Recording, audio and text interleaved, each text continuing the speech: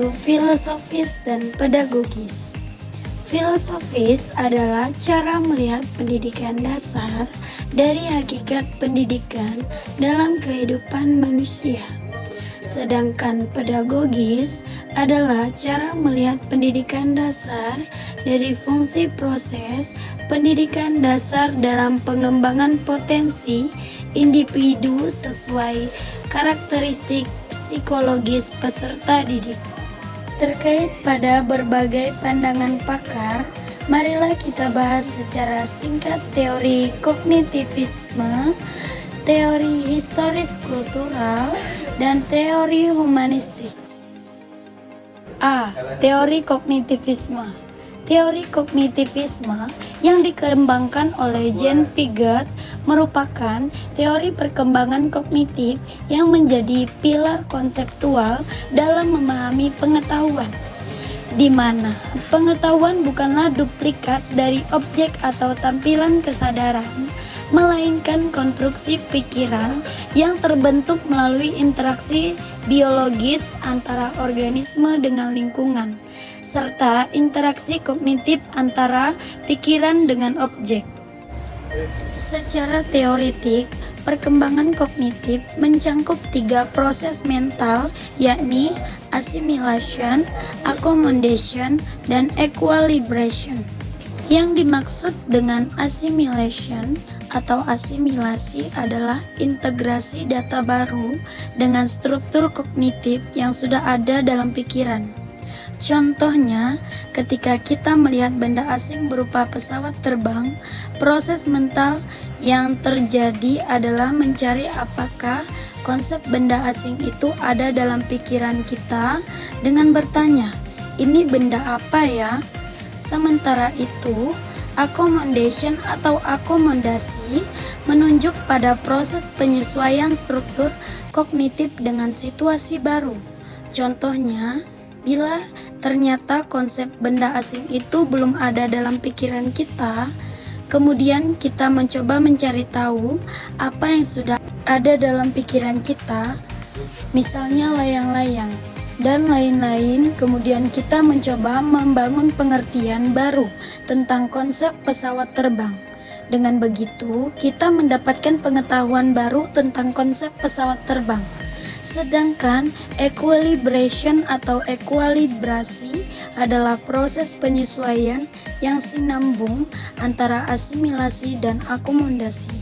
Contohnya, jika suatu waktu ada benda asing lain yang pada dasarnya mirip dengan pesawat terbang, dalam pikiran kita akan terjadi proses adaptasi untuk memahami benda asing itu, seperti kita mendapatkan pengertian yang utuh dan pada akhirnya kita mengerti konsep pesawat terbang secara umum. Selanjutnya, Piaget meneorikan adanya 4 tahap perkembangan kognitif seperti yang digambarkan dalam tabel sebagai berikut. Yang pertama, tahap sensori motorik. Pada tahap ini, kecerdasan mencangkup perkembangan pola tindakan, seperti mampu membedakan dirinya dengan lingkungan, mampu membedakan ciri fisiknya, dan mulai tumbuhnya konsep tetap mengenai suatu objek. Yang kedua, pra-operasional. Pada tahap ini, konsep ketetapan suatu objek mengarah pada identitas kualitas. Proses pikiran bertolak dari isyarat perseptual dan anak belum sadar akan pernyataan yang saling bertentangan. Perkembangan bahasa dimulai dan bertambah dengan cepat, bicara spontan didominasi oleh monolog. Yang ketiga, operasi konkret. Perilaku impulsif mulai diganti dengan refleksi dasar dan anak mulai dapat membedakan perbedaan pandangan orang lain. Mulai bermain bersama termasuk kesepakatan, aturan dan kerjasama. Cara berpikir logis terkait dengan objek. Yang keempat, operasi formal. Pikiran tentang rencana hidup dan peran orang dewasa mulai tumbuh. Kemampuan berpikir logis dalam berbagai situasi pun mulai muncul.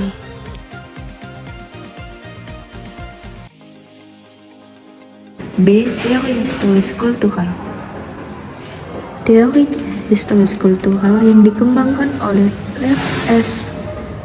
Vygotsky berfokus pada penggunaan simbol sebagai alat kemajuan manusia, di mana sistem simbol seperti bahasa, tulisan, matematika, dan notis musik memungkinkan manusia mengembangkan cara berpikir baru, sementara faktor biologis seperti kematangan tetap berpengaruh terhadap proses berpikir dasar seperti perhatian, ingatan, dan persepsi.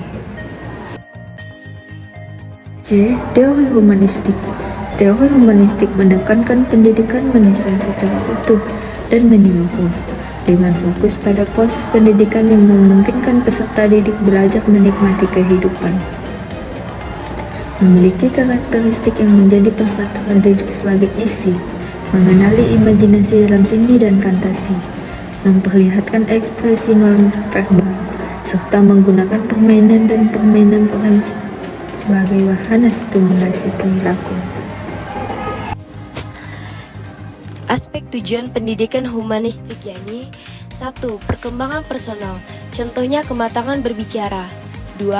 Perilaku kreatif yang mencangkup pengembangan kemurnian, kreativitas, imajinasi, interpretasi baru, makna baru dan sejenisnya, seperti bermain untuk membuat berbagai bentuk dari tanah liat. Yang ketiga, kesadaran antar pribadi. Contohnya, setiap orang pasti membutuhkan orang lain untuk berteman. Yang keempat, orientasi. Orientasi terhadap mata pelajaran atau disiplin ilmu. Yang kelima, materi. Seperti pengetahuan sosial, matematika, dan lain-lain. Yang keenam, metode pembelajaran afektif. Contohnya, bermain peran sosial. Yang ketujuh, guru dan tenaga kependidikan lainnya. Proses kreatif adalah penampilan dan dalam tindakan yang merupakan suatu kekhasan individual di satu pihak dan barang-barang, peristiwa, manusia, atau keadaan kehidupan di lain pihak.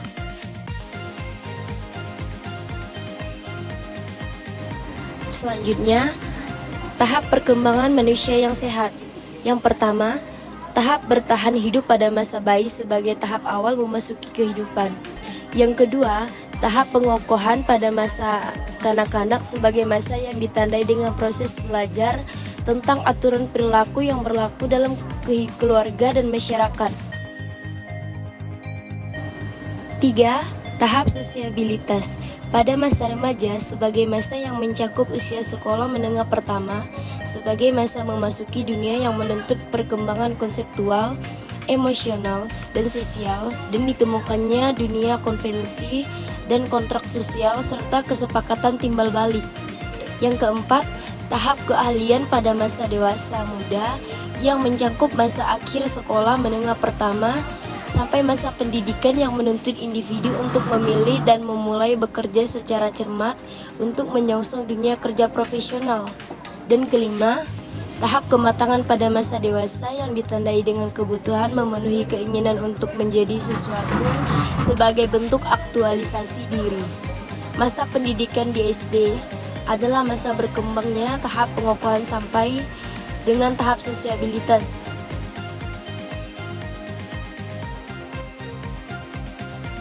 Kesimpulannya, 1. Pandangan filosofis melihat pendidikan dasar dari hakikat pendidikan dalam kehidupan manusia untuk menentukan tujuan sekolah dasar. 2. Perspektif psikologis memandang pendidikan dasar berdasarkan fungsi prosesnya dalam pengembangan individu sesuai karakteristik psikologis peserta didik. Yang ketiga, proses pendidikan dasar untuk dikembangkan dengan memperhatikan karakteristik spesifik siswa. Yang keempat, menurut Piaget, pengetahuan merupakan konstruksi pikiran yang terbentuk melalui interaksi biologis antara organisme dengan lingkungan dan interaksi kognitif antar pikiran dengan objek.